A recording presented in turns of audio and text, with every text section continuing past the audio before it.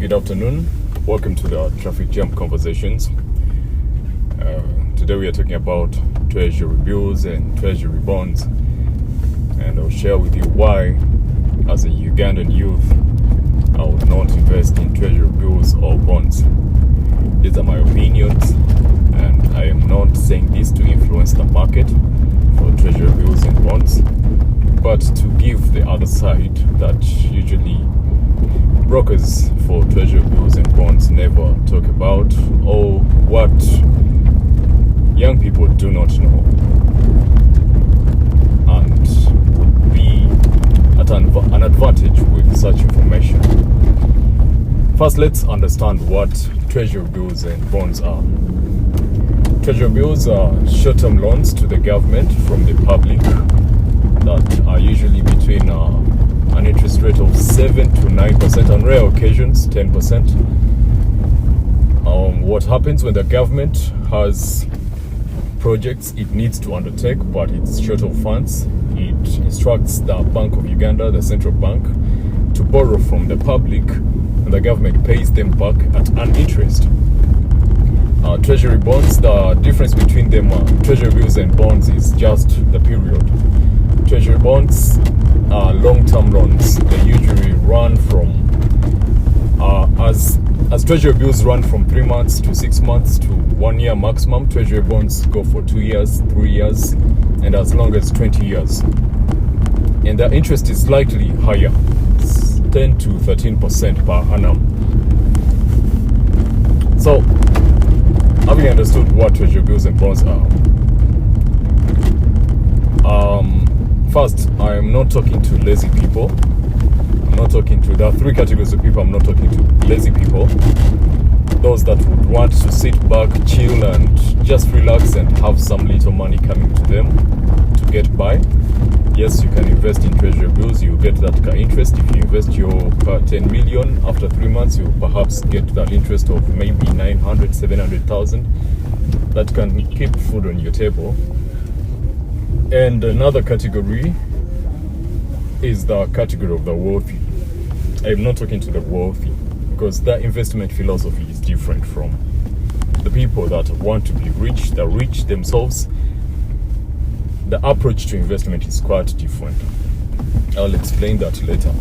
And I'm also not talking to the elderly. Thank God, we thank God for keeping you so alive and giving you the grace of living for longer than the lifespan of the average Ugandan. But as you grow, as you live in your old age, you do not have to take high-risk investments. Treasury bills and bonds are safe for you. High-risk investments will not preserve your life. I am talking to people like me, young people, 18 to perhaps 35, rich people that want to grow more capital so they can convert their capital to wealth, their money to wealth. I am talking to people that are capable of saving some money and who are wondering which business they can venture in so they can increase their income. So why? Before we talk about why I would not invest in treasury bills and bonds as a Ugandan youth, let's understand the investment philosophy for the rich, for the poor, the rich, and the wealthy. We'll not delve so much into the investment philosophy for the poor, because the poor are basically working for basic needs. As a youth, your capital is money, time, and energy. So the poor only have time and energy, so they labor in low-paying, requiring hard work and time to get some little money they can use to buy food and live, or even shelter. And then the investment philosophy for the rich. The rich, I'm talking about people that if you can save some money, you're actually rich. If you have a job, you can meet your needs, and you do not have to worry where food is going to come from or your shelter, you're rich. So you are the kind of person I'm talking to. Even though rich varies. There are those that are really rich, that they can afford expensive lifestyles, luxury, but they're not wealthy. They're still in the bracket of the rich, and they need to become wealthy. If you're rich, the simple understanding of who a rich person is, if you stop working and your income stops coming, you're a rich person. A rich person is that person that has a good income, but when they stop working, their income stops. Your investment philosophy is different from that of the wealthy, because the wealthy, they earn even when they're not working. They have assets that generate income every other time, every other day, and they earn even when they're not working. So the wealthy, even when they stop working for a certain period, maybe 5 years, they can still have an income. So their investment philosophy is quite different. The rich invest to get more money, so they can have enough money to convert it into wealth, to buy assets that generate an income. And then the wealthy invest to preserve their the main factor they consider in their investments is to preserve their wealth. They already have it, and the number one reason they invest is to preserve what they have, and maybe the secondary reason is to get more money, but their purpose is mainly to preserve what they have. So their approach to investment is different. They're okay with investing 1 billion to get 10 million interest, or 100 million interest a year from treasury bonds. They're okay with investing 100 million and get 10 million interest in a year. That interest is not that the 10 million is so much of a big deal to them. No, the 10 million actually preserves the 100 million and saves it from inflation. That way they are saving their money. Now you, as a rich person, or as a young man that has some capital, you have no reason investing like a wealthy person. What are you preserving? What are you preserving? You're preserving your curtain M for what? Invest it, take the risk. Anyway, let's go straight to the gist of this video. Why I wouldn't invest in treasury bills. Number one, my goal of investment, or your goal of investment. If your goal is to earn an interest on your savings, and you plan to invest maybe in 6 months, for that period, if let's say you have 10 million on your account, you can invest it in treasury bills, because the interest you will earn on your savings will be lower than what you would earn if you invested in treasury bills.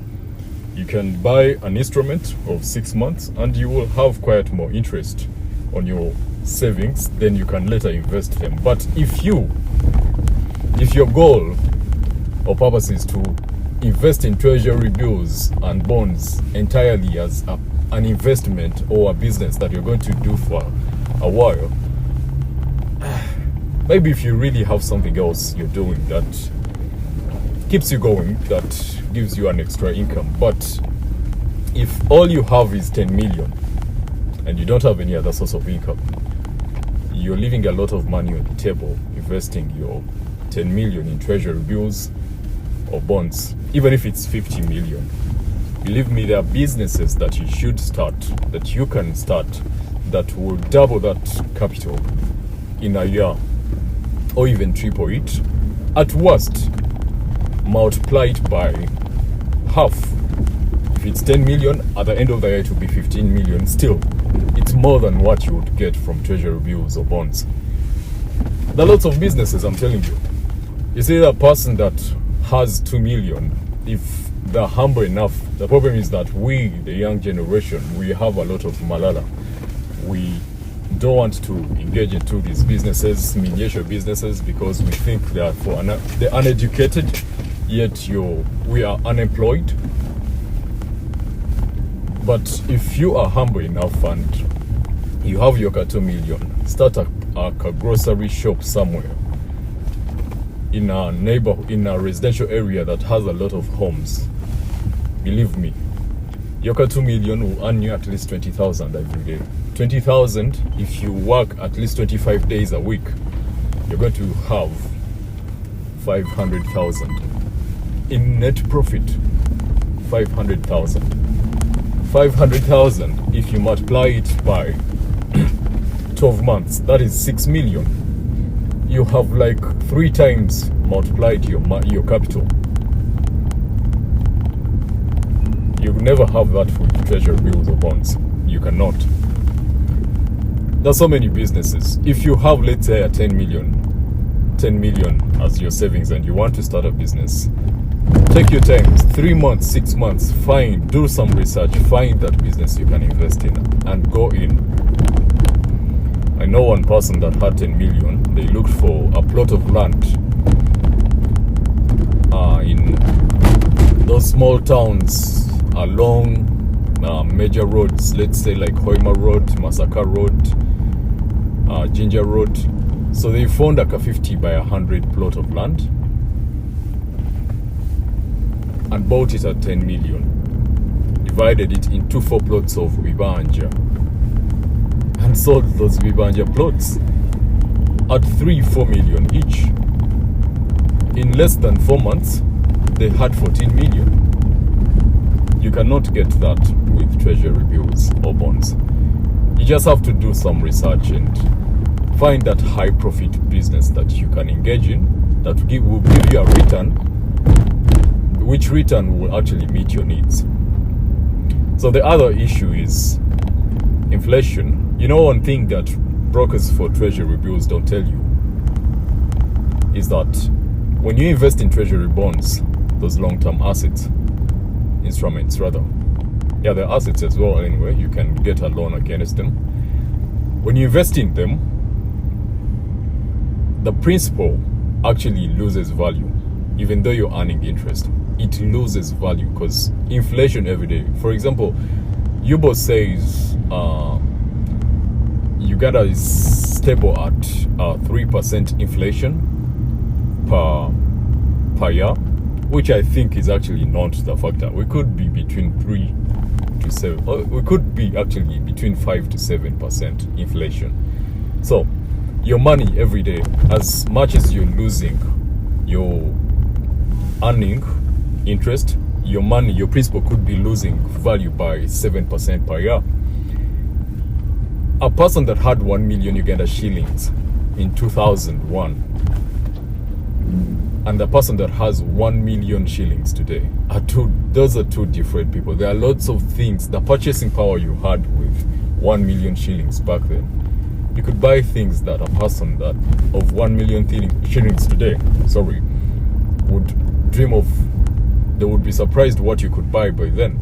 You could actually buy a plot of land in Kungu back then, because it was a forested area, and you could buy a plot of land with 1 million in Kungu. You could buy it in Bulindo back then, 1 million.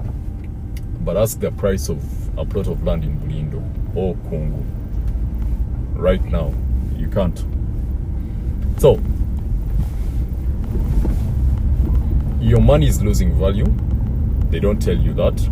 But when you invest that 1 million in a small business and start small, believe me, what you would be earning would compensate for inflation and still give you a profit, and you live by.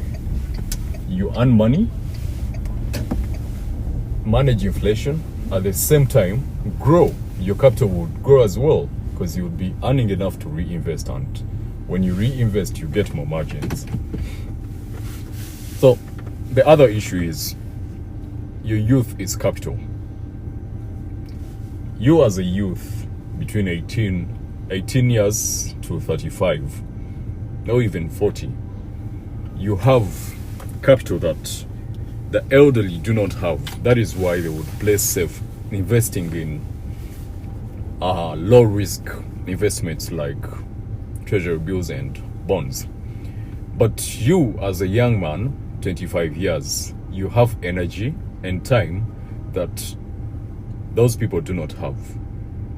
If you are playing safe at 25, you are losing a lot because of that fear, you are missing out a lot and you are not growing.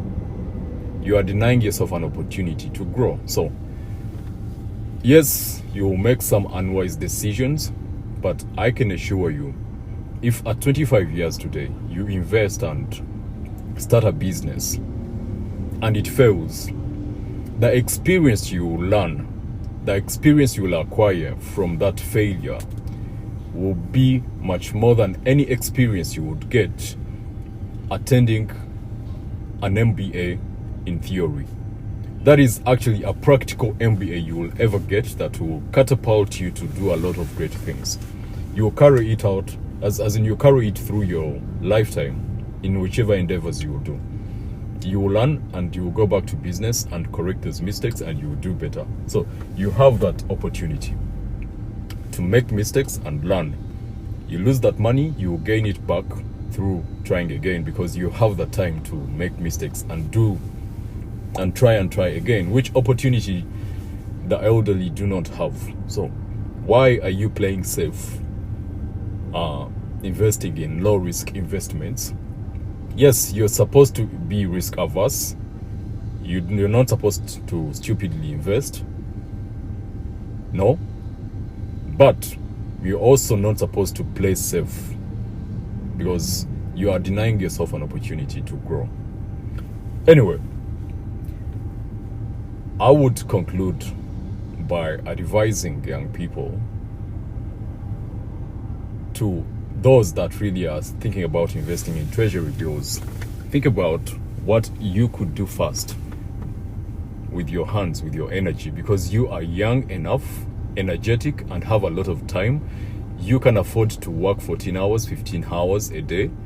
Why deny yourself an opportunity? I know someone who started taking pineapples to Kenya, and they sit in that truck, that containerized truck, fill it with pineapples they bought at 7 million, put in fuel for transport 3 million and other costs, and that could amount to like 11 million. When they reach there, believe me, when they saw those pineapples in Kenya, Nairobi, because the pineapples here in Uganda have a different taste that you will never find anywhere in Africa.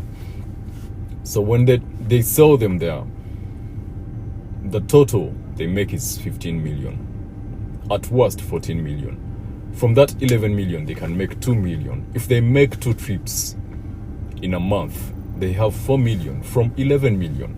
So you have the energy to drive such businesses. You have the energy to work 15 hours on your business than just invest and sit back and relax and lie to yourself that you invested, only to realize later that you have money that has been affected by inflation, and also earning little interest, that you would not actually pay your rent, your car, fuel your car, or meet your basic needs. So before you consider investing in treasury bills, number one, at least consider investing in a business. If you cannot find a business, number two, you can consider investing in land. You can buy land. If you buy land of 10 million, land appreciates, I am telling you. And land does not lose value. Buy land and you will sell it at a profit. Yeah. If you cannot find all that, maybe that's when you can consider treasury bills and bonds. But if it's not any of that, if you're a young man and you have energy and a brain to run a business, you rather invest in a business. Enjoy your weekend.